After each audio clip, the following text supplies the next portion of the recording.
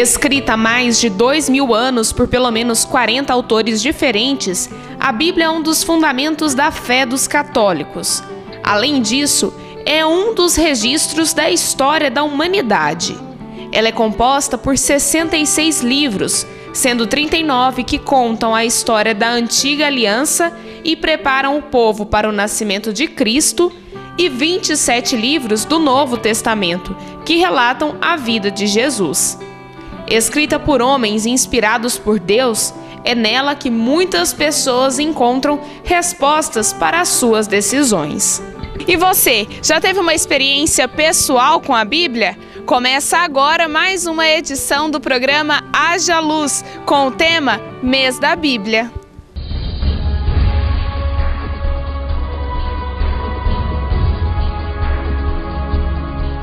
A experiência mais forte que eu tive com a Bíblia foi em um momento de oração na capela do meu colégio, que eu estava sem o evangelho do dia e eu desejava ler o evangelho.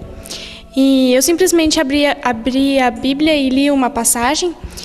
E depois eu fui pesquisar qual que era o evangelho do dia para ler, e era exatamente a passagem que eu tinha lido, que falava sobre rezar e orar pelos nossos inimigos, que era uma coisa que eu necessitava naquele momento. A Bíblia, para mim, além da palavra de Deus, são sinais concretos, né, que o Senhor nos deixa para guiar mesmo no dia a dia, no cotidiano, no meio da correria, das aflições, né, muitas vezes é a voz de Deus para os nossos problemas.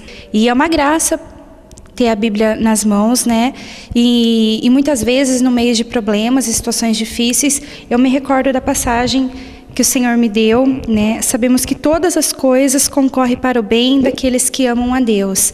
Então a palavra de Deus é conforto, a palavra de Deus muitas vezes é correção, a palavra de Deus é o nosso sustento. Essa palavra que norteia a nossa vida. Tudo que nós vivemos nós vamos encontrar na Bíblia. E quando Jesus veio, que veio por amor, Ele deixou um legado muito lindo, muito grande para a orientação nossa. Através do estudo bíblico, né, conhecendo mais a palavra de Deus, através das experiências também de outras pessoas, com testemunhos através da Bíblia.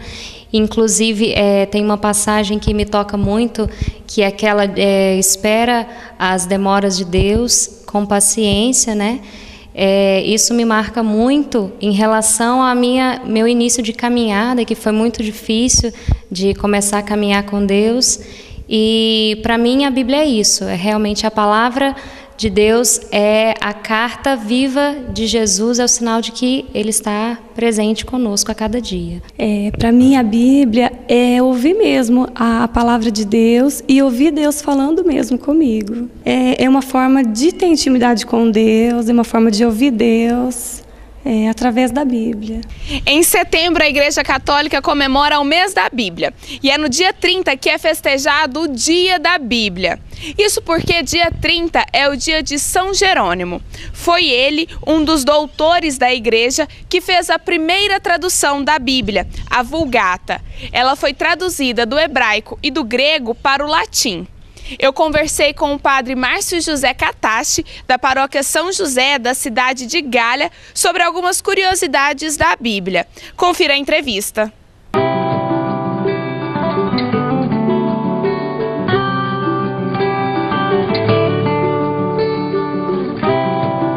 O padre Márcio José Catache é formado em Teologia pela Faculdade João Paulo II. Padre, existe uma melhor forma de ler e entender a Bíblia?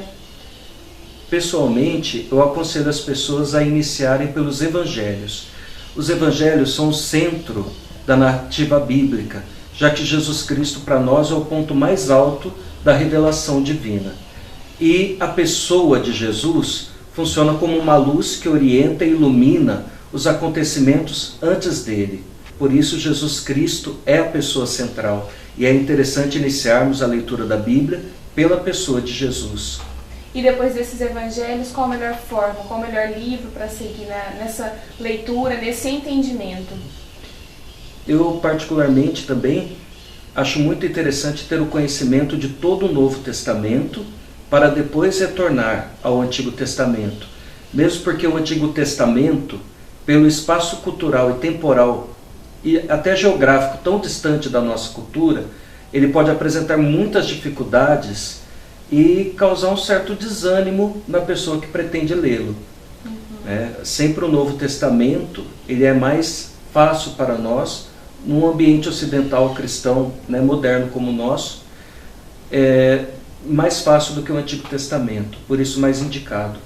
Padre, no que a Bíblia foi escrita na época em que esses livros foram escritos? Onde que as pessoas redigiam? Como que ficou registrado isso? As primeiras anotações talvez tenham sido feitas em placas de cerâmica antiga, que era chamada escrita cuneiforme. Contudo, era difícil imaginar que o povo do Antigo Testamento viajasse pelo deserto levando placas e mais placas de escrito.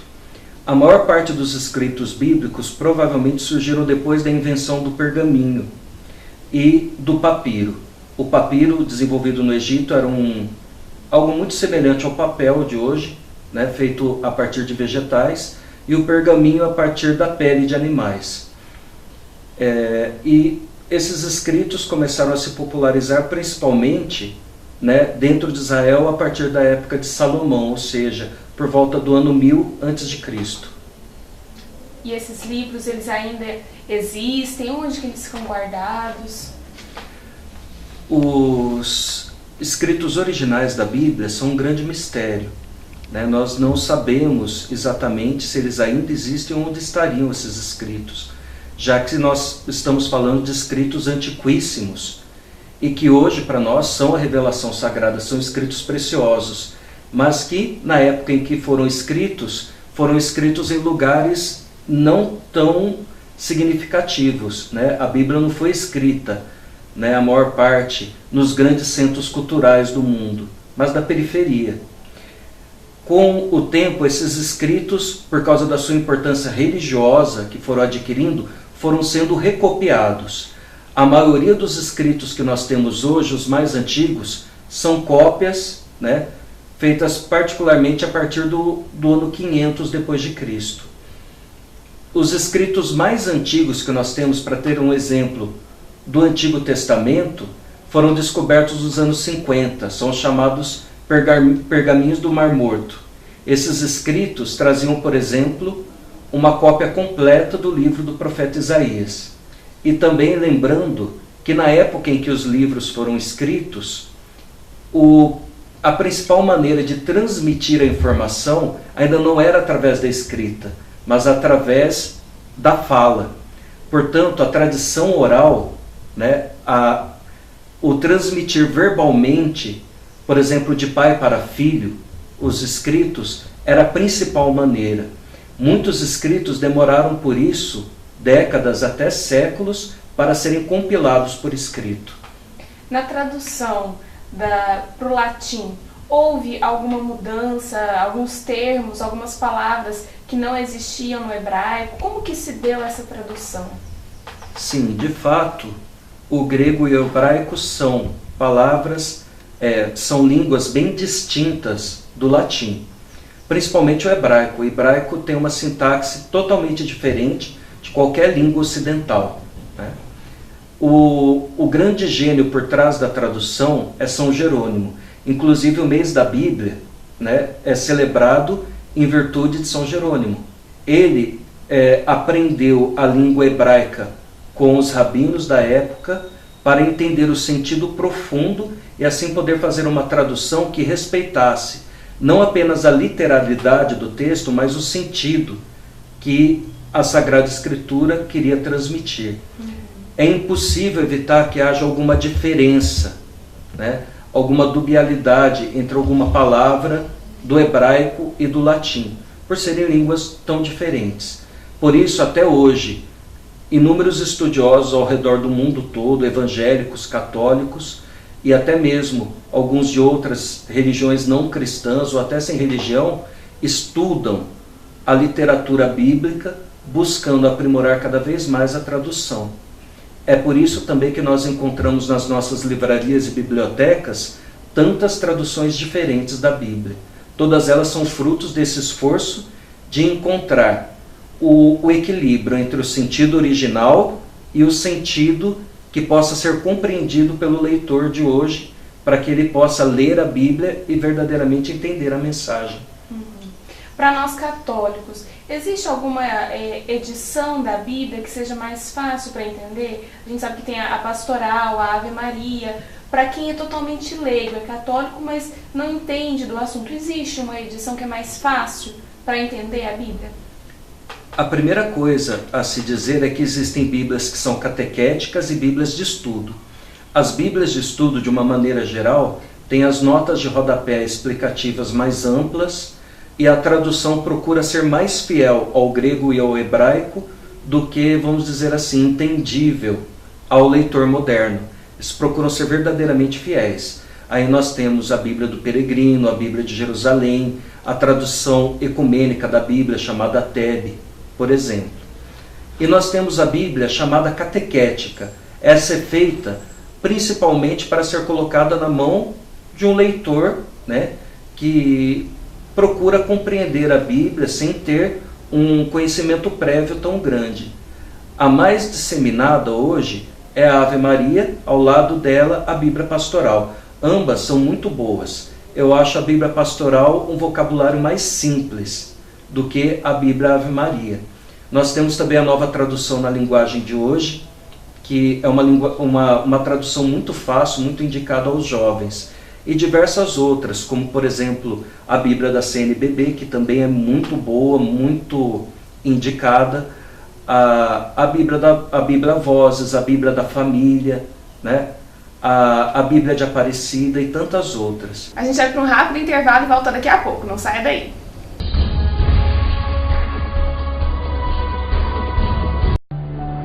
Nós somos a Igreja Católica.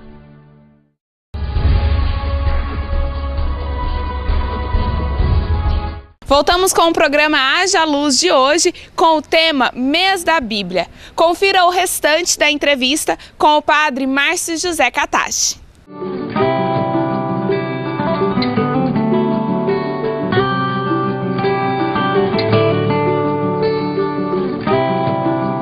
Padre, a Bíblia, além dela ser um fundamento de fé, ela também é um registro histórico, né? Lá mostra como as pessoas se vestiam, o comportamento das mulheres, né? O deslocamento das pessoas de uma determinada região para outra. É isso mesmo? A Bíblia ela também é esse registro histórico? Sim, com certeza. Inclusive, uma das maneiras de nós estudarmos a Bíblia e compreendermos é relacionar os fatos que ela relata com os fatos que são relatados em outras obras fora da Bíblia. Assim nós conseguimos nos aproximar de uma datação mais exata da existência da vida de alguns personagens da Bíblia. Por outro lado, isso também causa uma dificuldade, porque quando nós lemos a Bíblia, é muito presente que nós estamos lidando às vezes com fatos que aconteceram há 5.000, 3.000 anos atrás. Isso faz com que os hábitos, os costumes, o palavreado das pessoas, até mesmo o modo de agir, seja difícil de interpretar a partir da maneira como nós vivemos, entendemos e compreendemos hoje. De uma maneira geral, a Bíblia deve ser humanizada e interpretada. Nós sabemos que toda a Bíblia é inspirada por Deus. Contudo, ela é inspirada por Deus em seres humanos, que escreveram e transmitiram a verdade divina a partir dos conhecimentos, do modo de agir, das interpretações do seu próprio tempo. Essa é uma das grandes dificuldades na leitura da Bíblia. Existe algum livro que não esteja na Bíblia, mas seja de posse do Vaticano, da Igreja Católica?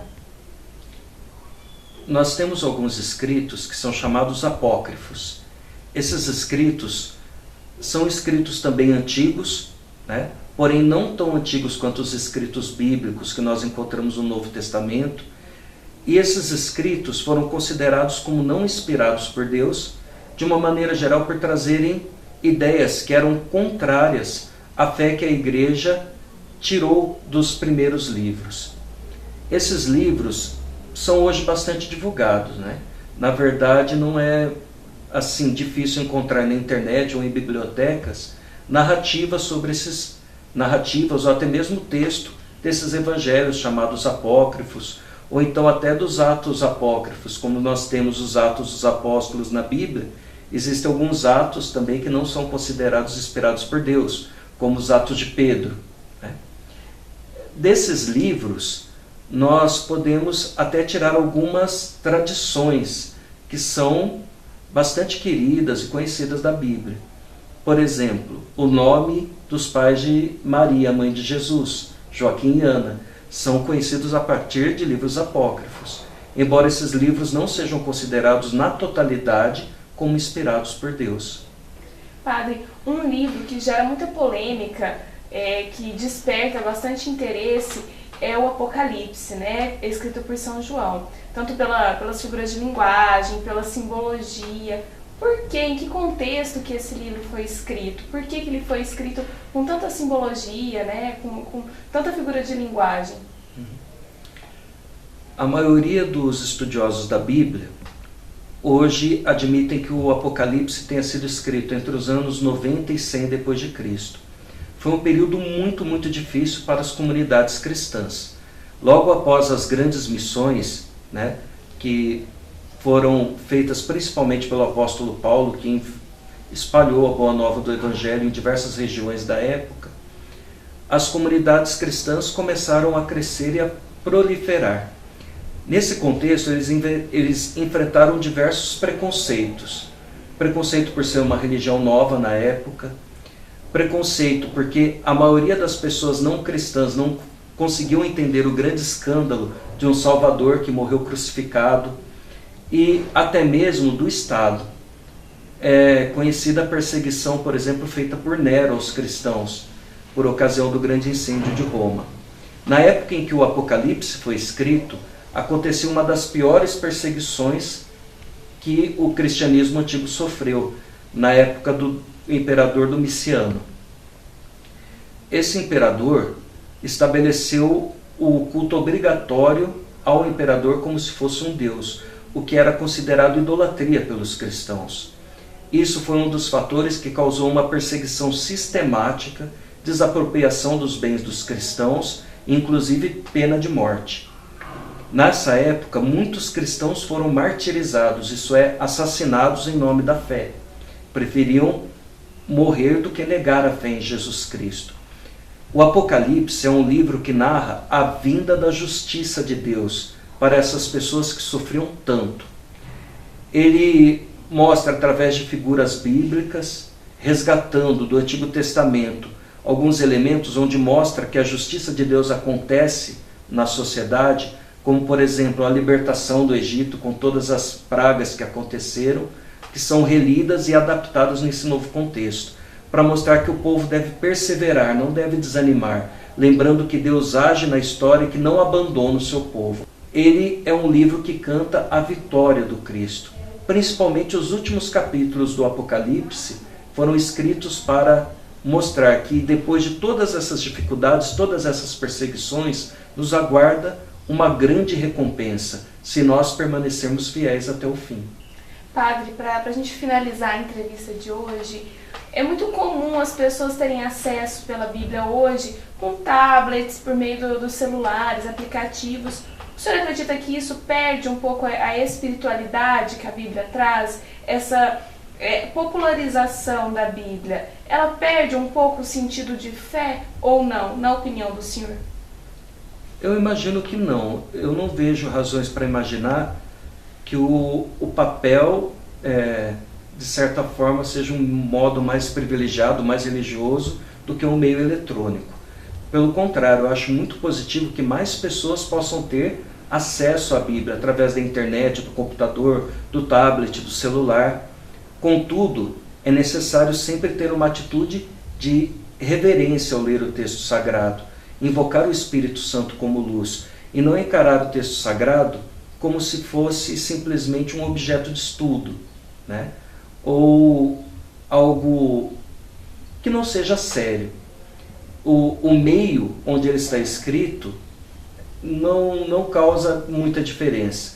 O que causa diferença é a atitude de quem lê o livro sagrado. Então, pessoa precisando de uma resposta de Deus, simplesmente abrir a Bíblia do nada também, não é por aí que a resposta vem. Na verdade, Existe uma passagem da segunda carta de São Pedro que diz que nenhuma profecia bíblica é fruto de revelação pessoal, né? De interpretação pessoal. O meio mais correto de ler a Bíblia, de procurar a verdade de Deus, é em comunidade. Então, através da oração em comum, através da celebração da palavra de Deus na Sagrada Missa, ou num grupo de oração, ou num círculo bíblico, ou mesmo na conversa individual com o sacerdote. Nós cremos que a palavra de Deus é sempre viva e eficaz, mas ela se torna mais ampla e mais verdadeira quando lida em comunidade. Jesus Cristo nos disse: onde 2 ou mais estiverem reunidos em meu nome, eu estou no meio deles. Por isso é muito mais correto nós buscarmos a leitura da Bíblia em comunidade, buscar uma orientação na comunidade, do que sozinhos. Padre, muito obrigada pela entrevista. A gente vai para um rápido intervalo e volta daqui a pouco.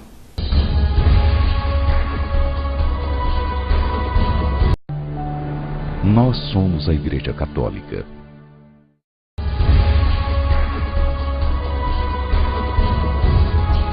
A Bíblia é o livro mais vendido em toda a história, com traduções em diversos idiomas. E cursos no mundo todo são realizados para o melhor entendimento da Bíblia. Aqui em Bauru, uma paróquia também realizou um curso bíblico. Confira!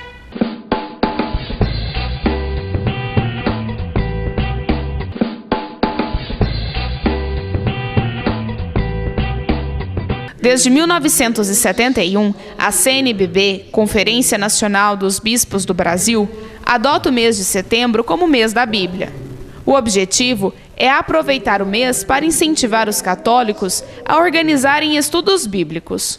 Com isso, a paróquia Santo Antônio, na cidade de Bauru, realizou durante as quartas-feiras do mês um curso bíblico. O tema deste ano foi Discípulos e Missionários, segundo o Evangelho de Lucas. Durante os 4 dias, alguns capítulos e versículos do livro de Lucas foram estudados em diferentes aspectos. O lema foi: Alegrai-vos comigo, encontrei o que havia perdido. O curso foi aberto a toda a comunidade e também promoveu o debate sobre o Evangelho de Lucas. Essa foi mais uma oportunidade para as pessoas estudarem e entenderem o livro que conta a história de um povo, o povo de Deus. O Haja Luz de hoje fica por aqui. Você fica agora com um momento de reflexão com Dom Caetano Ferrari, bispo da Diocese de Bauru. Até mais!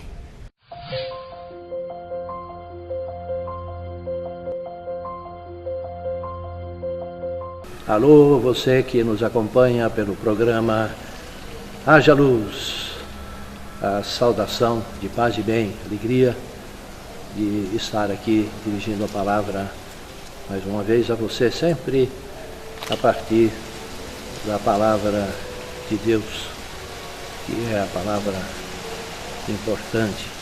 E o tema é exatamente o mês da Bíblia, o mês da palavra de Deus. Nós temos assim um ensinamento que a gente aprendeu desde o catecismo, claro que a gente com o tempo vai esquecendo, não é? Mas é bom sempre repetir. Nós somos, na nossa fé, alimentados, sustentados pela mesa da palavra e pela mesa da Eucaristia. É muito importante para nós católicos, né? Estarmos sentados ao redor da mesa da palavra de Deus e ao redor da mesa da refeição da Eucaristia. Ou então, a mesa dos sacramentos em geral. Não é? Aí vem o batismo, vem o matrimônio, os outros sacramentos que são dons que Jesus deixou à sua igreja, pelos quais nós recebemos, por esse sacramento, nós recebemos sempre uma graça especial de Deus. E na Eucaristia, por esse sacramento, nós então celebramos a memória, fazemos a memória da paixão e morte e ressurreição de Jesus e nos alimentamos com o próprio corpo de Jesus. Então, o mês da Bíblia, a igreja tematiza nesse mês a palavra de Deus, mas a palavra de Deus ela é importante durante todos os dias do ano, todos os momentos, é claro. Mas a nossa vida é feita assim. Temos os momentos fortes de celebrarmos os aniversários, de festejarmos eventos, né? A vida,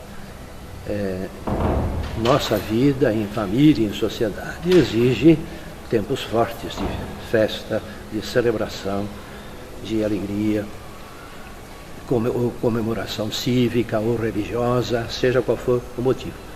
E a igreja, então, tem um mês em que ela dá prioridade à palavra de Deus.